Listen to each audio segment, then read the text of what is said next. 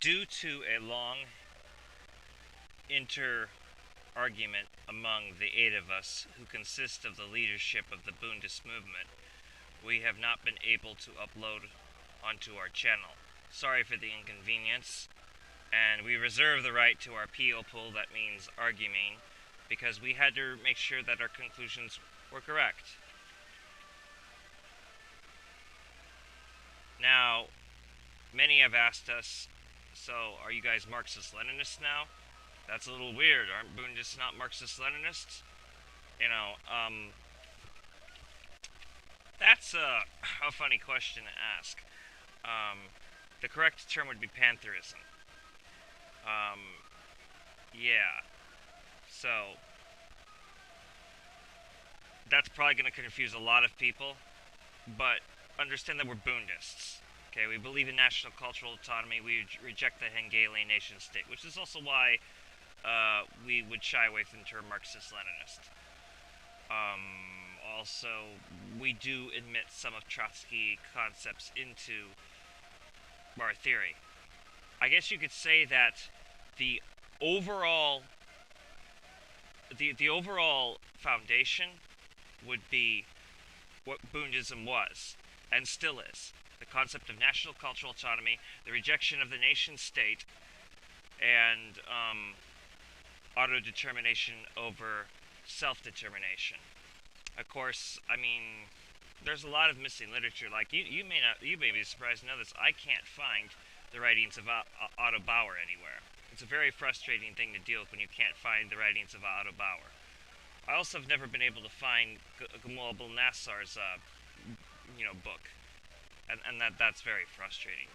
So, one often has to reconstruct things, by the way. Not that Nasser has anything to do with Bundism, however, we respect Nasser, and we receive him as a revolutionary. Probably the greatest and only successful revolutionary of Egypt. So we're sorry for the inconvenience of the lack of videos.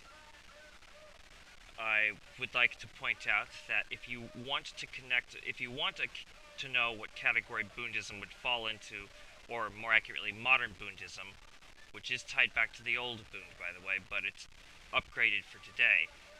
Modern Bundism would actually fall under the lines of Pantherism, because the Black Panthers, by the way, yes, they were practicing national cultural autonomy.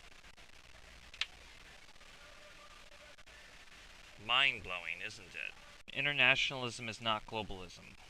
Globalism is a method of cooperative first world imperialism aimed at reinforcing the poverty of the Third World. To some extent or another, we Bundists agree with Maoist Third Worldism. America has been the strongest imperialist country for some time now. Yet recently, the globalists have found that they desire to divest from the supremacy of the Americanists. If Americanism can be brought down, then we need to grasp that it shall take collaboration of both the Third and the Fourth World proletariats. The proletariat is everywhere. He or she is the customer service worker, the construction worker, the homeless, the young woman forced to sell her body, the waitress, the good father cheated out of custody rights, the young women and girls sold in human trafficking. Arizona is big for this, and that is just America. The Third World proletariat has it even worse. America is the dominant first world imperialist country. The reason why Americanists fear globalist takeover is because it has been known for some time now that America is losing its grip of control over the rest of the First World. The First World consists of America, Britain, Israel, France, Japan, South Korea, Canada, Germany, in fact most if not all of Europe. The Third World consists of the most exploited, such as the indigenous South Americans. The majority of those who live in India, most if not all of Africa, and greater populations of Asia. Now keep in mind that there is a Fourth World. These are the indigenous natives of America in the northern part of the continent, such as the first Americans of Canada or the various tribes in the United States of America. The indigenous Aborigines of Australia, the indigenous natives of New Zealand, and yes, the indigenous Palestinians. This would be the Fourth World. Let us clarify that world Jewry is forbidden to have any sovereignty. We have been loyal citizens of whatever country we have lived in. We now turn to a film from the leaders of our generation, Proletariat. This protest took place on November 15th, 2018. This video, however, was published on November 16th, 2018. The rabbi speaking in this film is Rabbi Israel David Weiss of Proletariat International. Israel's apartheid state! Daddy died and you can't hide! Daddy died and you can't hide! We charge you with apartheid! Israel's apartheid state! Daddy died and you can't hide! Daddy died and you can't hide! We charge you with apartheid! Israel's apartheid state! Daddy died and you can't hide! Daddy died and you can't hide! We charge you with apartheid! We charge you with apartheid! By the way, it's really that this way he's listening to that.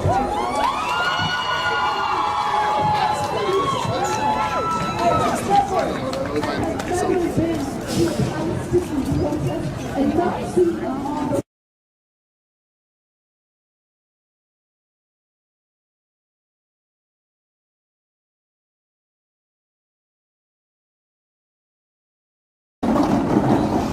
With the help of the Almighty, I pray to the Almighty to bestow upon me His truth, His wisdom, that I may be worthy of conveying His message and so sanctify His name and inshallah bring peace to the world.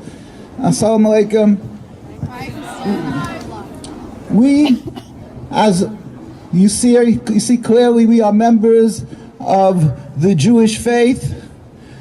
We have people here from my colleagues who are originally from Jerusalem, many generations from Al-Quds, from Jerusalem. We have Jews who are, as I am, children of survivors of the Holocaust from Europe. We have people who have been living in Al-Quds and in many other areas amongst Muslim people for generations and generations, for hundreds and hundreds of years. We have lived in harmony and peace. The issue, the difference of a religion, was never an issue, never an impediment of being able to live in harmony and peace. This is a clear fact, a fact that although the Zionists who create a new history would like to dispute, but it's a blatant lie. What they're saying, what they're claiming is simply repugnant. They are here today, they send representatives to universities where young, fresh minds are here to grow and become future leaders. They send their representatives who are learned in one thing: to turn history on its head, to turn facts on its head. That's right. And that is all they are here for. We are here to dispute that with the help of the Almighty.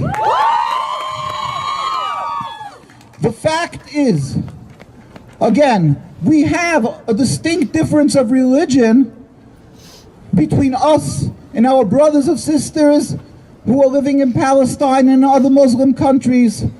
But again, not only was that not an impediment to coexistence, but on the contrary. As I mentioned, my father, for instance, escaped from Hungary when the Nazis invaded Hungary. My grandparents were killed in Auschwitz. We will turn back to Europe, to history, to these hundreds of years when there was the Inquisition, when there were crusades, and even by the Second World War. And my parents, their relatives, when there was these decrees, I was just in Italy, and go back hundreds of years, wherever you will go, in Spain, when there were these decrees that Jews have to convert to Christianity. Who opened the doors for them? Who gave them a safe haven? It was the Muslim countries. That's right. It was the Ottoman Empire. It was all throughout in Iran. It was in Palestine, which was under the Ottoman Empire, and the Jews were embraced with the distinct difference of religion that we have. It was not an impediment, it wasn't a problem. We took care of each other, we babysat each other's children, we lived in harmony, because this is not a conflict of religion. What this is an ideology that was born around 100-odd years ago called Zionism. It is a new, relatively new ideology that is the backbone, that is the root, that is the source, that is the Zionist state of Israel. The Zionist state of Israel is not a Jewish state. They may wave the Star of David that they've stolen from the Jewish people, the symbol of Jews for hundreds of years, of thousands of years. They may declare themselves to be Israel. Israel is the name of Jacob in the Torah. But the name Israel, Jacob said that the Jews will uphold the 10 commandments. Thou shalt not kill. Thou shalt observe the Sabbath. Ask them, let's just put aside what they're doing with the Palestinian people. What about the Sabbath? Why are they desecrating the Sabbath? But all they are hypocrites. They are not representing Judaism in any shape or form. It is a political movement. It is a transformation from religion, Judaism, religion of thousands of years, of 3,000 years, and what my grandparents and their parents gave their lives for.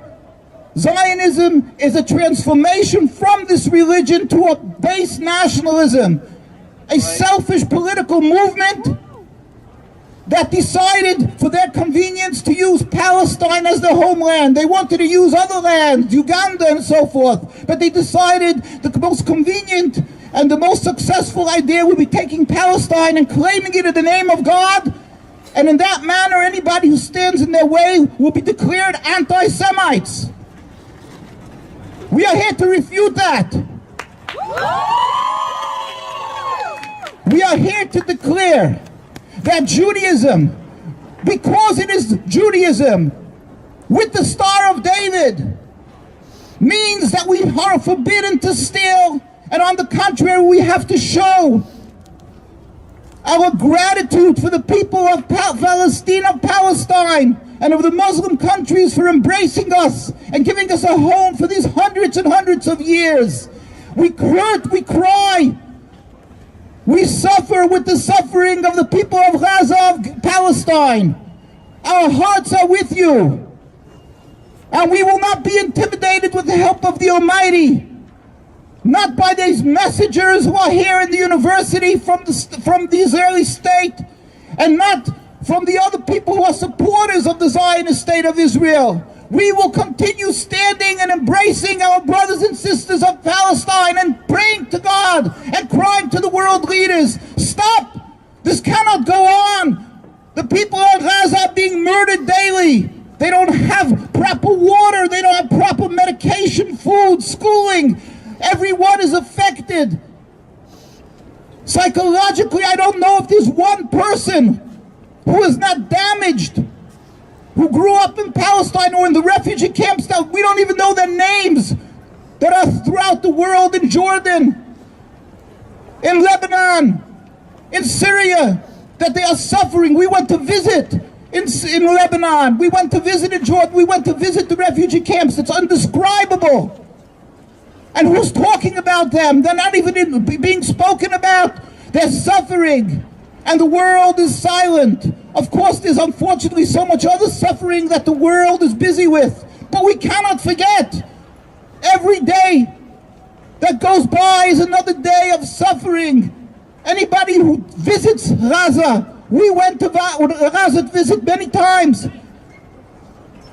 I personally went a few times. We brought some, just a symbolic, we brought ambulance, we went to visit, we brought medicine, but that's only symbolic to show that we cry and suffer with them. We went to visit the orphanages.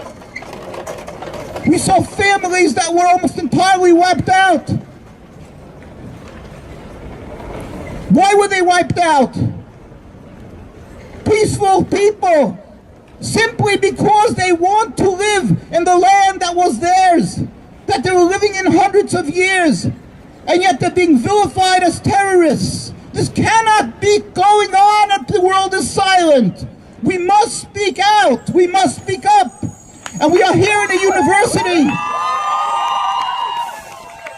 We are here in a university where people are being educated to be leaders, future leaders. Please do not be intimidated.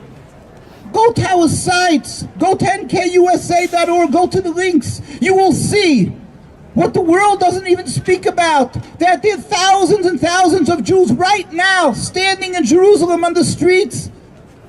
They're standing there and protesting.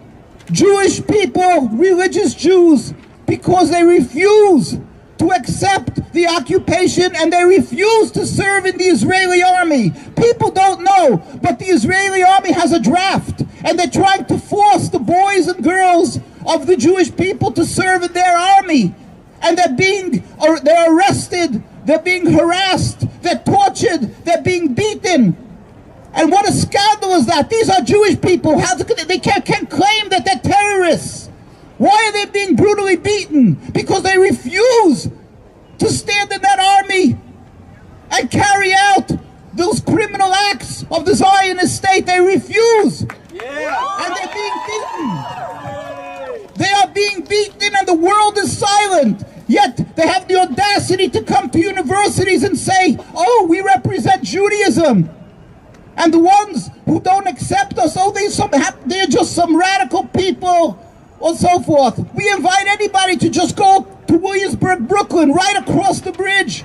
And what do you find there? The largest concentration of religious Jews, and there's not one single Israeli flag there. And what is the reason for that? Because we refuse to accept the occupation in any shape or form. We don't accept the Zionist state. We are pleading with you.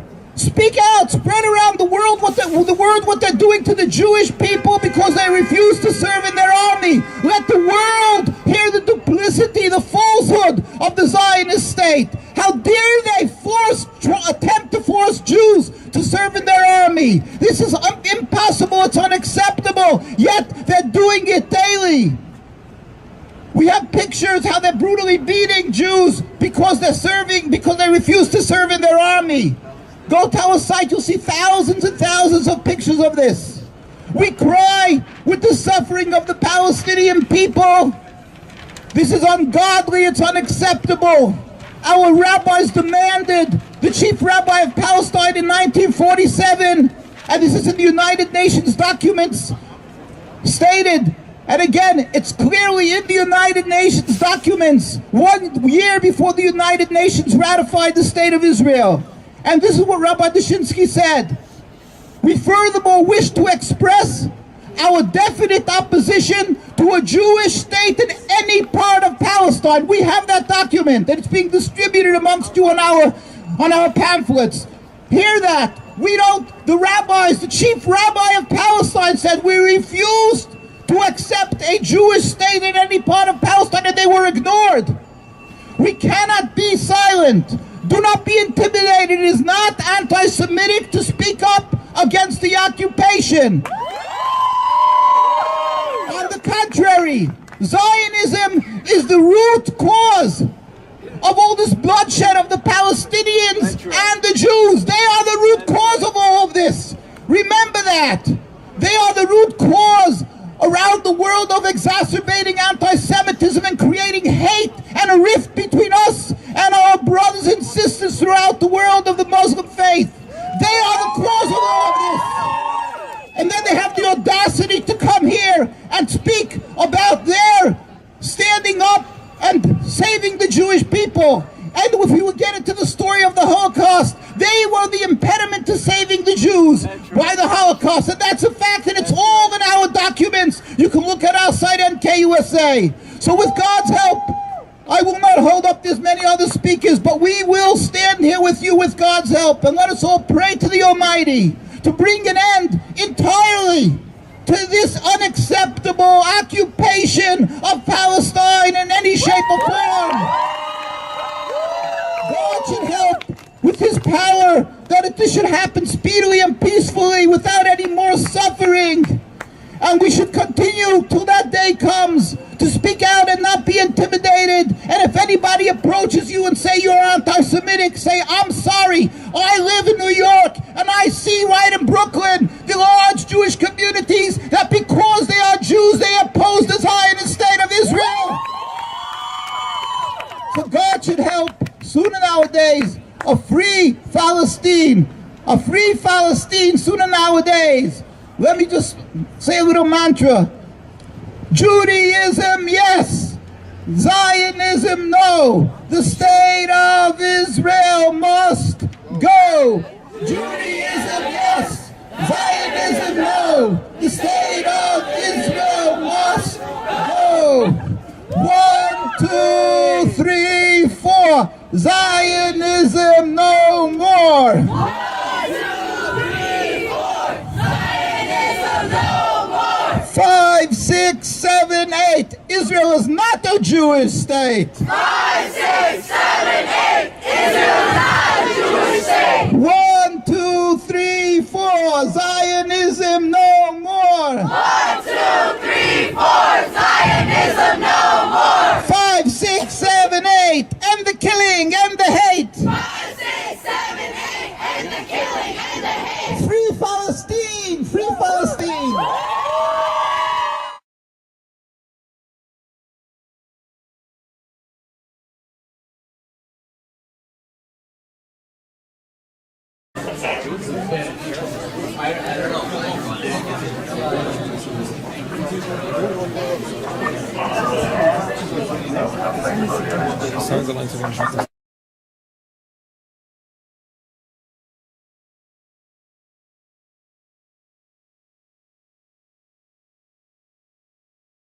The next question deals with politics.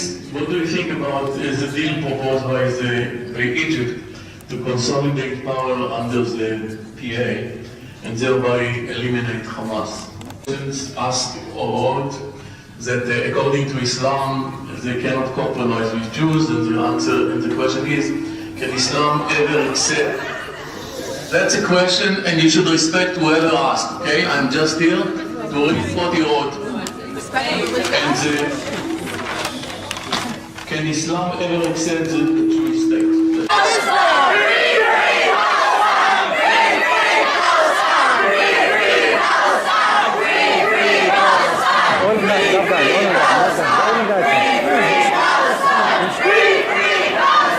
We oppose Israel because we are Jews. We oppose Zionism because we are Jews. We oppose Zionism because we are Jews. We oppose Israel because we are Jews. As Rabbi Yisrael David Weiss has stated, we have been under the protection of Muslim lands for centuries. The Zionist colonial project has no connection to the Torah culture. The Zionist ideology is in direct hostile contradiction to the covenantal religiosity of Moshe Rabbeinu, that is, Moses our teacher. Free Palestine, and remember, liberation of the Jewish nation cannot be achieved through any nationalist ideology, nor aggressive attempts to form a sovereignty. Only by national cultural autonomy can we find liberation. One of the most disturbing factors concerning the apartheid Zionist fascist state that has the chutzpah to hijack the collective name of Israel is its support of neo-Nazism in the Ukraine simply because the Zionist state wishes to halt Russian interests in the Ukraine. We turn now to a clip from the Real News Network that was published on November 12th, 2018. It's the Real News Network, and I'm Ben Norton. Canada's Prime Minister has joined Donald Trump and far-right Israeli politicians in conflating support for Palestinian rights and criticism of Israel with violent anti-Semitism. The Canadian Prime Minister also demonized the peaceful boycott, divestment, and sanctions movement, BDS, claiming that it is supposedly fueling anti-Semitism. On November 7th, Canada's Liberal Prime Minister Justin Trudeau gave a historic speech in Parliament in which he issued an official apology to Jewish refugees whom Canada turned away at the beginning of the Holocaust. The ship St. Louis arrived at Canada's shores in 1939, carrying 900 Jewish refugees who were trying to escape the Nazi genocide. Canada rejected this ship. So too did other countries. Eventually, the ship had to return to Europe, where most of the passengers were subsequently murdered by the Nazis. Canadian Prime Minister Trudeau apologized for Canada closing its borders to the refugees in 1939, and also for not issuing an apology sooner. However, toward the end of his speech, Trudeau suddenly made a turn and started to speak against criticism of Israel. He specifically singled out the Boycott, Divestment, and Sanctions Movement, BDS. This is a peaceful movement for Palestinian rights. Trudeau claimed that it is Israel whose right to exist is most widely and wrongly questioned, and he linked this to denial of the Nazi Holocaust. Trudeau also tried to link criticism of Israel with the kind of murderous anti-Semitism the world saw in Pittsburgh, Pennsylvania, where in a horrific massacre on October 27th, a Nazi terrorist attacked the Tree of Life synagogue, killing 11 Jewish Americans and wounding several more. Here is a clip from Trudeau's speech in which he tries to conflate violent anti-Semitism with criticism of Israel. Anti-Semitism is still far too present. Jewish institutions and neighborhoods are still being vandalized with swastikas. Jewish students still feel unwelcomed and uncomfortable on some of our college and university campuses because of BDS-related intimidation.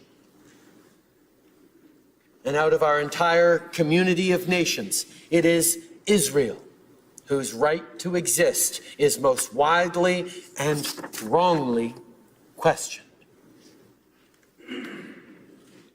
Discrimination and violence against Jewish people in Canada and around the world continues at an alarming rate.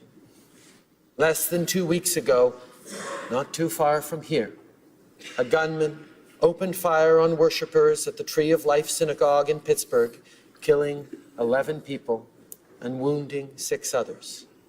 So joining us to discuss how Canada's Prime Minister is joining Donald Trump and far-right Israeli politicians in falsely conflating criticism of Israel and support for Palestinian rights with this kind of murderous anti-Semitism. To discuss this, we're joined by Ali Abunimah. Ali Abunimah is an award-winning journalist and the co-founder of the news website The Electronic Intifada. He is also the author of several books, including One Country, and his latest book is The Battle for Justice in Palestine. Thanks for joining us, Ali. Thank you, Ben. So there's a lot to address here on several different points. What is your response? Well, whenever it comes, I think it's right that Canada should apologize and make amends for its racist and anti-Semitic history. And surely one of the most shameful aspects of Canadian history, which is often, by the way, whitewashed in comparison to the US, Canada tries to market itself as somehow more enlightened than the United States. It's not true, of course. Williams Lyon Mackenzie King, who was the Canadian Prime Minister at the time of the St. Louis, was a notorious racist and anti-Semite. And in the phrase of a senior government official at the time in regard to Jewish refugees, the phrase used by the Canadian government is none is too many. In other words, they weren't prepared to tolerate a single Jewish refugee from Nazi Europe. So it's right that Canada should make amends and make restitution to the victims of its official anti-Semitism and, of course, principally to its indigenous people whom it continues to oppress. What is deeply cynical, however, is using this apology to one group of wronged and oppressed people in order to justify and advance the oppression of another group of wronged and oppressed people, in other words, Palestinians. And in the wake of the horrific Pittsburgh massacre at the synagogue by an American Christian white supremacist Nazi, we have seen Israel and its supporters, like Prime Minister Trudeau, going all out to absolve white supremacists and Nazis and their enablers, such as Donald Trump and his administration, and to shift the blame to the anti-racist left, particularly supporters of Palestinian rights. It's an absolutely cynical and disgusting move. But we saw, for example, the Israeli government and top ministers decrying those, including many in the Jewish community, who are pointing at the rhetoric of Donald Trump for encouraging and inciting this kind of white supremacist violence. And we saw some of the establishment pro-Israel Jewish groups in Washington doing exactly the same as Justin Trudeau did, which is to use the outrage and horror at the Tree of Life synagogue massacre to justify further crackdowns on the Palestine Solidarity movement, which had absolutely nothing to do with it. And I think it's also important to point out that the background of this is going on while Western governments, including Israel, particularly Israel, are encouraging and supporting the growth of Nazism across the Western world. So a good example of that is Israel arming the Nazi Azov battalion in Ukraine. Israeli Tavor rifles are in their hands, licensed by Israel. Of course, the Azov battalion is now part of the official Ukrainian armed forces, but it is the most fearsome and organized Nazi armed group in the world right now. And what we also revealed at the Electronic Intifada a couple of months ago is that the Canadian government, the government of Justin Trudeau, the supposedly progressive, liberal, diversity-loving government of Trudeau, was actually in contact with the Azov battalion, and its military attaché in Ukraine was meeting with the Azov battalion and was photographed with members of this Nazi militia. So while Trudeau is attacking the boycott, divestment, and sanctions movement, the non-violent movement for Palestinian justice, freedom, and equality, his government, along with the government of Israel, the United States, and the European Union, is actually encouraging and fostering Nazism in Ukraine and other countries. Yeah, and an important point you mentioned, local Jewish leaders in Pittsburgh actually told U.S. President Donald Trump that he is not welcome in their community until he denounces the kinds of white supremacists who was one of the people who carried out the attack. The Nazi who attacked the synagogue was himself an avowed white supremacist. He was active on alt-right forums on the internet. And this is actually an important point in terms of looking at the rhetoric of Trudeau and Trump. After last year, when a Nazi drove a car into a crowd of anti-racist protesters in Charlottesville, killing a young woman, Donald Trump claimed that there was blame on both sides, thereby legitimizing white supremacists and their racist violence by implying how they're equivalent to anti-racist protesters. Well, after the Pittsburgh massacre, when this Nazi terrorist killed 11 Jewish Americans, the Israeli ambassador, Ron Dermer, reiterated Trump's statement and essentially repeated it, claiming that the responsibility is on both sides, drawing a false equivalence between anti-racists on the left, specifically singling out the British leftist Jeremy Corbyn, the leader of the Labour Party, and implying that there's a false equivalence between them and the kinds of Nazi terrorists who attacked the Tree of Life synagogue. Well, ironically, Trudeau, as you mentioned, who portrays himself as this liberal progressive figure, would you say that Trudeau, by trying to conflate Holocaust revisionism and denial with criticism of Israel and with BDS and the Pittsburgh massacre, do you not think that he is also, like Ron Dermer, the Israeli ambassador, and like Donald Trump, isn't he also using this kind of both sides rhetoric to try to equate Palestinian human rights activists and basically claim that they're equivalent somehow to Nazis? It's utterly despicable. I mean, the Palestinian solidarity movement and Palestinians have always been loud in their opposition to right-wing racism, to anti-Semitism, The BDS movement has been very clear in official statements and in statements by many activists and intellectuals and scholars and writers that this is an anti-racist movement, that it stands in solidarity with Jewish people against anti-Semites. But whereas Palestinians and their supporters often find ourselves standing with our Jewish comrades against racism, we see time and again Israel and its supporters lining up with the racists and inciting against left-wing Jewish activists. And we saw that as well, that the right-wing Israeli media was attacking left-wing Jewish activists and claiming that they brought this attack on themselves by supporting bringing refugees and immigrants into the United States. In other words, using pretty much the same anti-Semitic rhetoric as the killer, the synagogue killer, who had been blaming Jewish groups for, supporting refugee resettlement in the United States.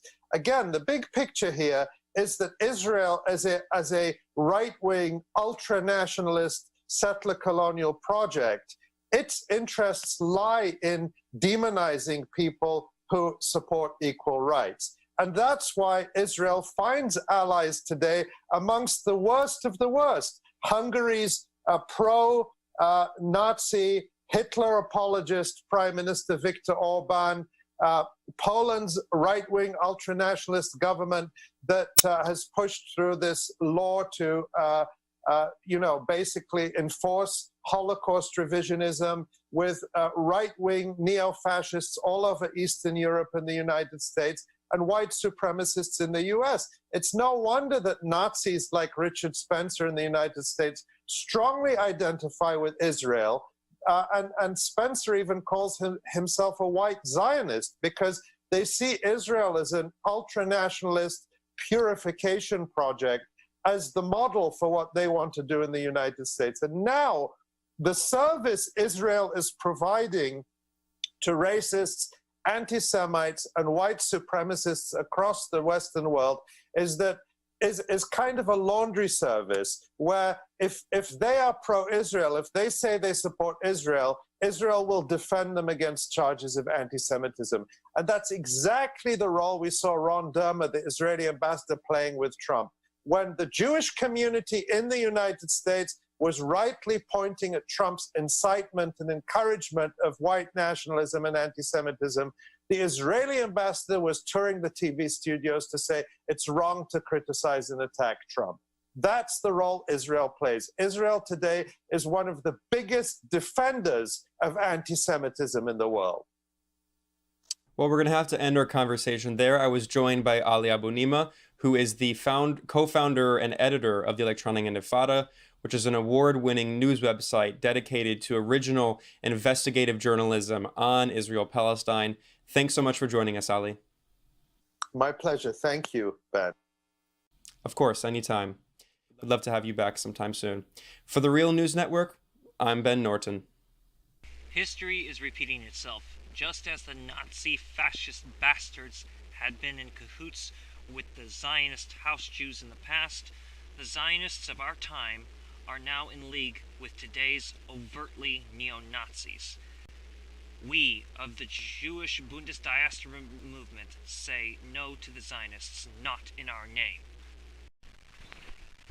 To recap, there are the four worlds. So let's start with the Cold War. The four worlds during the Cold War. Okay?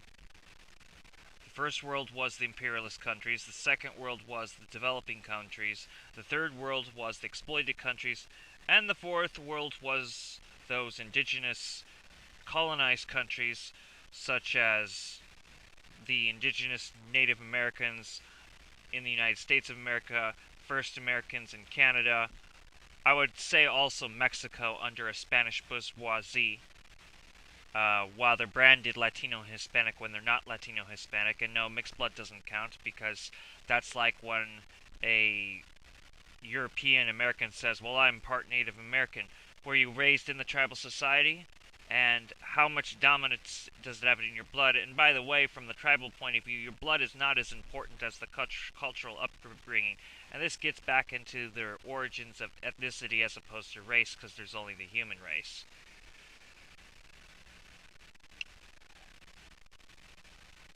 Now, in the post-Cold War context, that is the context of globalization, the Second World would refer to the countries that are in decline. So mind you, in the Cold War, the Second World would refer to developing countries, but in the context of globalization, it would be the countries in decline. And again, as for those Fourth World countries, this includes Mexico and Palestine. Mexicans are the Aztec people, not Hispanic or Latino. Palestinians are the ancient Israelites, confusing the Jewish nation, which by the way is based on a cultural religion, with the Israelites, aka the Palestinians, which is based on a cultural ethnicity. This is completely treason, okay? We have a history, of course, with the Palestinians, which, by the way, the Palestinians are the same thing as the Israelites. We have a history with them because the ancient Israelites used to be Jewish. But they have mostly converted to Islam and Christianity. There are still some Jewish Palestinians, by the way, and I'm not just talking about a reference to the Samaritans. There is Neturei Karta in Palestine, which are Palestinian. This has always been the case. So there are Jewish Palestinians. So you could be Israelite and Jewish, obviously, but you don't have to be Israelite to be Jewish. Not all Israelites are Jewish, and not all Jewry is Israelite.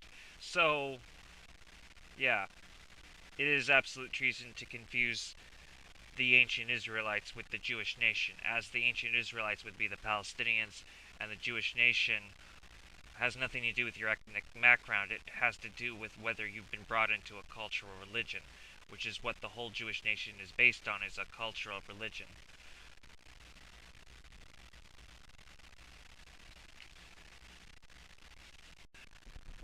Just recently, on this January of 2019, Dr. Weisfeld was involved with the ceremony commemorating the founder of the Popular Front for the Liberation of Palestine.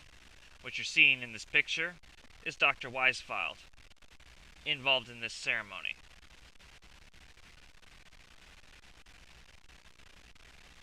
Here's a real question for you.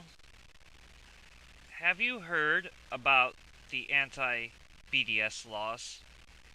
Have you heard of the Israel Oath laws? Sounds like we, the Jewish people, are being scapegoated, and if you disagree with that, you're kind of foolish, I'd say. So anyway, I'm going to take you to the end of our presentation here, and the way that I'm going to finish this off is I'm going to now bring you to Jason, the Maoist rebel. He is going to point out a contradiction in capitalism that you need to be made aware of. This came out on January 10th of 2019.